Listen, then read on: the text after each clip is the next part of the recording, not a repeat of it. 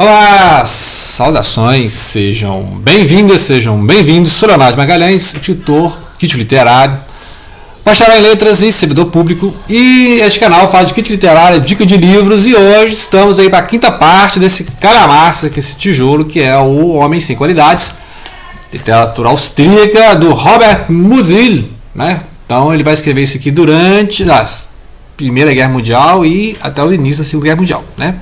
Então o livro tem várias fases, é um livro que vai misturar muito narração com ensaio, né? Então tem um narrador aqui, o narrador inclusive é o melhor do livro até agora, né? Ou seja, os personagens, como eu te falei no último vídeo, veja o último vídeo, a parte 4, os personagens são muito caricatura, né? Então assim, eu não vejo aprofundamento os personagens, mesmo o homem sem qualidade, que é um homem comum, um cidadão comum, né? O Leopold Bloom da história, tem o Leopold Bloom da história que é o Rich, né? Que é um matemático e tal. O cara é muito racionalista, que acha sentido em tudo, só que ele percebe que o mundo não faz sentido, né? Bem, o mundo é surrealista.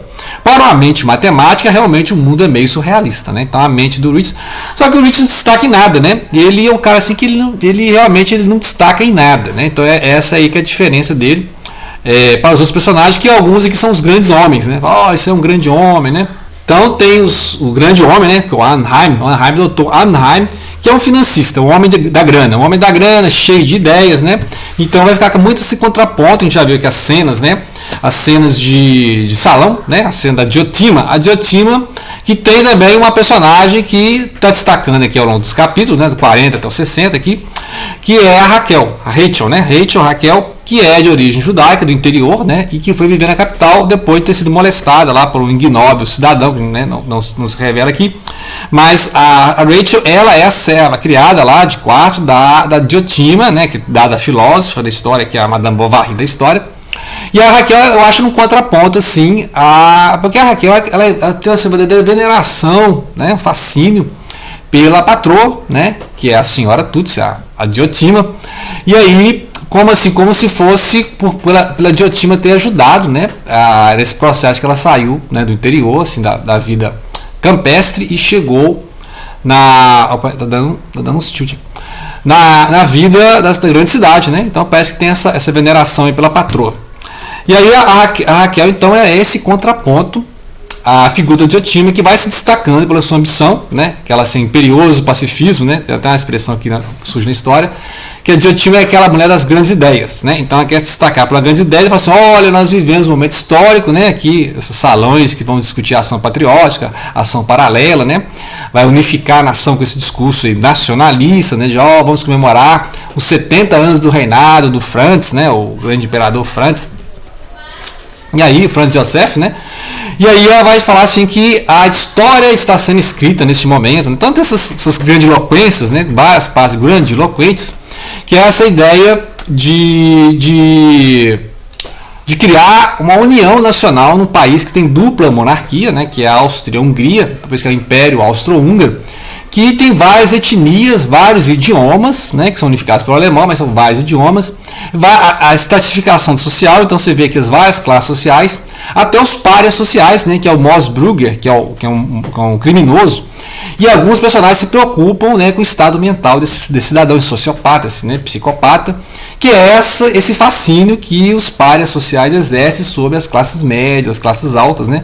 E esses contrapontos surgem na narrativa direta, né? Então você tem aquelas grandes discussões filosóficas, né, políticas, geopolíticas sobre o Império, e lá o personagem Moosbrugger, que foi condenado à pena de morte, né? Então fica esse contraponto e aquele fascínio que essa pessoa anormal, né, esse criminoso, esse psicopata, gera sobre as pessoas comuns. Então é por isso que a gente vê filme de terror, a gente lê contos de terror, porque a gente quer ser assustado com essas personagens, né? Então nós temos a vida tão normal, tão pacata, né? Cidadão de bem, cidadão comum, mas nós temos um verdadeiro fascínio por esses Fred Grude, né? Esses Fred Grude aí do cinema, né? Esses filmes de terror, porque a gente quer sentir medo e fascínio por esses personagens, né? Então Edgar Allan Poe, né? Né? Eu estou falando assim, porque esse livro é assim, ele tem muita narração, vai descrevendo os personagens, que são caricaturas, e fica insertando ensaios filosóficos, né? Um estilo ensaístico. Então ele pega um tema, fica elaborando o tema do nacionalismo, né? Esse tema aí do fascínio pelo criminoso, a mente criminosa, né? Mas será que ele quer justificar o crime do Moosbrugger, né? O cara assassino de mulheres, não, né? Então eu imagino que não seja isso. Mas ele fica contrapondo essa grande sessão, o grande salão, né, que é essas discussões de alta sociedade, lá Vossa Alteza, Sua Alteza, homens de negócio. E o Rich fica lá no meio do povo, a gente falou no último vídeo, né, o Rich fica no meio do povo assim, despeitado, né, porque ninguém dá atenção, ele é um homem comum. Né? Eles precisam do homem comum para manter a narrativa de que essa vontade popular, né? esse grande evento, ele vem do seio do povo. Inclusive esse é o discurso lá do Vossa Alteza, né? O cara Vossa Alteza, né? Então ele fala assim, olha, isso aí é um pedido popular, sempre assim, né? O poder fica respaldando isso na voz popular, enquanto continua explorando a voz popular, né? Então, o Vossa Alteza aqui, Sua Alteza, fica lá, isso aqui veio do seio popular, seio do povo, né? Então, o povo quer, enquanto nação, esses vários povos, essas várias etnias, né? Essas várias idiomas, né? E aí, ele respalda que, olha, 1918, né? Ele destaca 1918, é a festa dos 70 anos, então, desse reinado. E o Rich, ele fica ali, né? No meio do povo, meio despeitado, porque ele não é financista, ele não é Vossa Alteza, ele não é dono de nada, ele não é subsecretário nada, enquanto que a Diotima, a prima dele, fica de olho lá no Anaheim, né, que é um homem cheio de ideias, um homem cheio da grana, e tem cheio de relações públicas ali, né, de contatos públicos, né. E a Diotima, ela se empolga muito com essa ação paralela, esse grande, né, esse grande evento que não acontecerá, a gente já sabe de antemão que não acontecerá, mas ela mantém ela tem um imperioso pacifismo, né? É uma expressão assim, né, curiosa, né? É um imperioso pacifismo, e aí ela começa inclusive a falar de questões vamos chegar nessa parte que ela fala essas questões de pacifismo. Enquanto isso, a grande ideia é o grande ano austríaco, né? O ano austríaco universal, né? Então é esse modelo de nação austríaca para o mundo. A Áustria vai ensinar, o Império Austro-Húngaro, né? Vai ensinar ao mundo o que é nação, né? Essa diversidade étnica, essa diversidade de idiomas, né? Essas estratificações sociais, a monarquia, né? Um mundo cheio de repúblicas. Lembrar que a Áustria, né?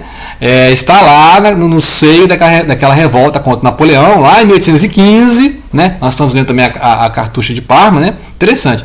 Cartucho de Parma, o papel da Áustria é muito forte ali, né? Dos austríacos, aquela resistência ao Napoleão, né? Então, o Rich vai visitar a Alteza, a Sua Alteza, que parece aqui, e vão mobilizar as forças morais da nação. Então vamos mobilizar essas principais forças morais, que é essa ideia de a nação enquanto modelo para o mundo, né? A nação será um modelo para o mundo. Muito bem, aí a Diotima fica pensando, que é memorável, nós vivemos, né? Uma época em que é cheia de grandes ideias. Então ela fala, uma época cheia de grandes ideias, né? Interessante isso aí. As ideias do pacifismo. E as ideias do pacifismo, né? Esse vídeo vai ficar com delay, deixa eu dar uma pausa nele aqui e voltar. Tá, então voltando aqui, então o Tolstói. Tolstói já, né, dicas de livros, foi outro canal aí, que é uma dica eu dei de Minha Religião, mas é que interessante que o Tolstói, que é um cristão, né, cristão ortodoxo, ele vai falar sobre o pacifismo, né, a não violência, a não resistir, né, que vai ser uma grande influência ali para o Mahatma Gandhi e para o Martin Luther King Jr., né, na época ali dos direitos humanos dos Estados Unidos, né? Então, e ela vai falar do Tolstói, né, do pacifismo, do amor ao próximo, de não ter guerra. Só como é que vai ser o mundo sem guerra, né? Então essa ideia utópica vários momentos do livro vai essa questão utópica. Será que o Tolstói, né, o anarquismo cristão, né, esse cristão anarquista é uma utopia, né? Então essa é uma discussão que vai ter no livro, porque ela vai citar lá o Tolstói em contraponto às ideias pragmáticas dos generais, né, do subsecretário Tuts, que é o marido da Diotima, né, que eles falam assim, não, isso é utopia, né, nós temos que manter o rearmamento, o espírito nacional e não ficar preocupando com essas ideias, grandes ideias aí. Mas a Diotima é uma mulher das grandes ideias, por isso que ela é meio deslocada aqui na história, porque é aquela mulher à frente do seu tempo. Ela é progressista? Sim, se ela for comparar com esses generais retrógrados e conservadores desde a época de Napoleão, né? A grande reacionarismo ali da época de Napoleão. Então fica esses contrapontos, né? Fica os contrapontos. Você tem lá o Nietzsche, contraponto, o Anaheim, a Diotima é a Raquel, né? A Diotima é a patroa, a Raquel é a empregada. Você tem lá esse núcleo das pessoas comuns, né, cidadão comum, e o Moosbrugger, vários capítulos aqui, 59, 60, 61, tem toda essa questão da pena de morte, né, ou seja, o Moosbrugger será condenado à pena de morte. Você pode pensar, mas peraí, a pena de morte, né, você é a favor da pena de morte, né, para um psicopata e tal? Então, essas discussões, se ele é um maluco, né, será que ele por ser um louco, ele teria, né, diminuição de pena, né? Então a questão da pena de morte é uma questão filosófica, né? E você vai dar poder ao Estado para aniquilar pessoas. E se depois descobre que a pessoa é inocente, né? Então tem essa questão. E se descobre? Já teve casos assim, né? Que descobriu depois, 20 anos depois, não é ele, né? Outra pessoa. Então vai saber, né? Então esse pária social, esse pária sexual, porque ele é, né? A questão dele lá, matou mulher e tal. Então o Moosbrugger, ele é esse contraponto do fascínio do terror, né? Fascínio do terror, né? E aí, enquanto que a utopia do Ulrich, né, que é o matemático, é a questão lógica. Ele quer juntar a lógica, ele quer o mundo lógico e também o mundo moral, até para essas questões utópicas, né? A questão da utopia. O que seria, então, padrão lógico e moral? Seria a racionalidade, né? A racionalidade vai mover a cultura. Seria a civilização? A civilização europeia é o ápice da humanidade, né? Então, não existe civilização melhor que a europeia. Isso é eurocentrismo, né? Eurocentrismo é falar que as grandes civilizações estão na Europa e tal, né? Mas já existem grandes civilizações aqui na Mesoamérica, né? Você vê lá os maias, os astecas, etc, né? E aí a grande lógica e moral da sociedade seria o quê? Uma evolução, um progressismo, né? A ideia progressista seria isso, né? Que a sociedade vai melhorando, né? O progressismo seria essa ideia de que a sociedade vai melhorando pelas suas conquistas sociais, pelos seus direitos humanos, etc, né?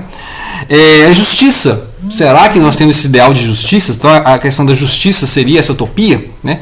Mas será que a justiça só no juízo final? Né? Então a questão é que, na verdade, a justiça só no juízo final, que só Deus sabe, né, como julgar. Não julgueis para não ser julgados, né, que também é uma questão bíblica, não julgueis para não ser julgados, porque a humanidade não tem condição de ser justa. Né? A humanidade, o sistema jurídico, né, a lei humana não tem condição de ser justa. Justa só um plano transcendental, né, só uma divindade que teria capacidade de entender todas as pessoas e julgar. Então só Deus é o legítimo juiz. Então é uma questão religiosa que volta e meia volta na história aqui também, nas conversas dos personagens, né?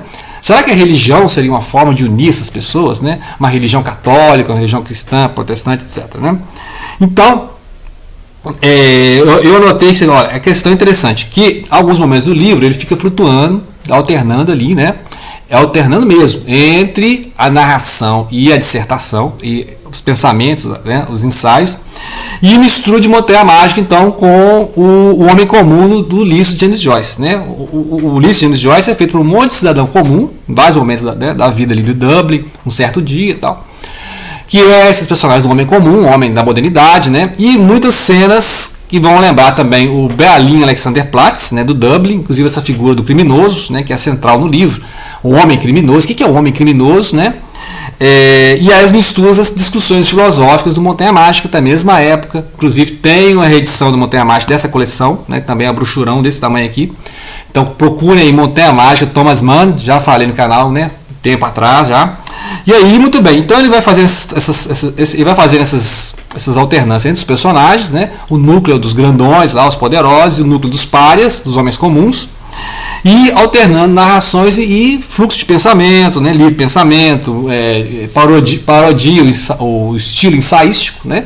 Essa forma de escrever, lá do Montaigne, né? Montaigne que inventou essa forma de escrever ensaística. O Rich vai reencontrar a Bona Ideia, que é a amante, até porque a Diotima já agora está tá viajando lá de paixão com o Anheim, que é o grandioso homem das finanças, o homem das ideias. E a Diotima é muito fascinada com as ideias, né? Então ela compra fácil essas utopias, né? E aí, enquanto isso, os generais tentam influenciar, porque você vê que coisa cômica, né? A Diotima está preocupada com o pacifismo, ou seja, está citando Tolstói, né? A Diotima está preocupada com Tolstói, mas ela recebe visita lá dos generais, e os generais querem fazer aquele movimento nacional, reacionário, os generais querem, né? Só que não sabem os generais que vai ter guerra, né? Então em breve haverá guerra, porque de 14 a 18 vai ter a terrível Grande Guerra, que nós conhecemos como Primeira Guerra Mundial, né? Então nós paramos aqui no 64, ou seja, mais de 20 capítulos, e é um livro que não acaba nunca, né? Você está aqui, é o quinto vídeo que eu gravo, mas, né, vai dar mais de hora. E nós estamos no início, né? Porque ele foi escrevendo ao longo da vida, então, em vários períodos, e aí o tempo foi passando, né? Acabou a Primeira Guerra, aí já estava chegando a Segunda Guerra, né? E aí já tinha a ascensão daqueles regimes nazifascistas, né? Já tinha o fascismo na Itália, o nazifascismo na Alemanha, e depois o hitlerismo vai inclusive anexar a Áustria, né? Então, ou seja, aquela estabilidade só existiu mesmo lá na época do imperador, né? O Franz, né?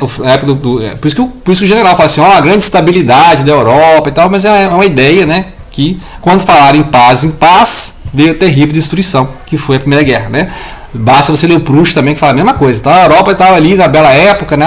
Tudo é paz, tudo é justiça, e aí veio a bomba da Primeira Guerra, né? Então é isso que é o clima do livro, né? Uma bomba da Primeira Guerra, ok? Então é isso aí. Obrigado pela atenção e não deixem de compartilhar.